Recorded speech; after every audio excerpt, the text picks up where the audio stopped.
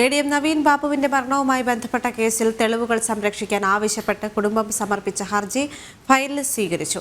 ഹർജിയിൽ നവംബർ 26-ന് വാദം കേൾക്കും. Kannur judicial first class magistrate കോടതിയിലാണ് കുടുംബം ഹർജി നൽകിയത്. ADM നവീൻ ബാബുവിന്റെ മരണവുമായി ബന്ധപ്പെട്ട കേസിൽ തെളിവുകൾ നഷ്ടപ്പെടാതിരിക്കാൻ ഇടപെടൽ തേടിയാണ് ഭാര്യ മഞ്ജുഷ കോടതിയെ സമീപിച്ചത്.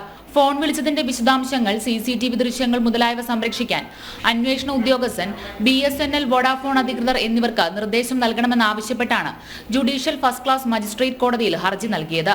ഹർജി ഫയലിൽ സ്വീകരിച്ച കോടതി 26-ന് വാദം കേൾക്കും.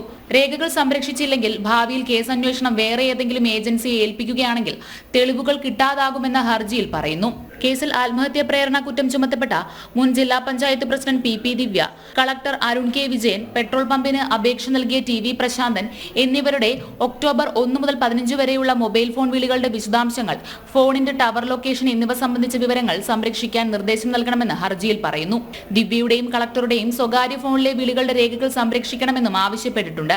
കളക്ടറേറ്റ്, മുനീശ്വരൻ കോവിൽ, റെയിൽവേ സ്റ്റേഷൻ പരിസരം, പ്ലാറ്റ്ഫോം, പള്ളിക്കുന്ന് എന്നിവിടങ്ങളിലെ CCTV ദൃശ്യങ്ങൾ സംരക്ഷിക്കണമെന്നും ഹർജിയിൽ പറയുന്നു. ജനം, കണ്ണൂർ.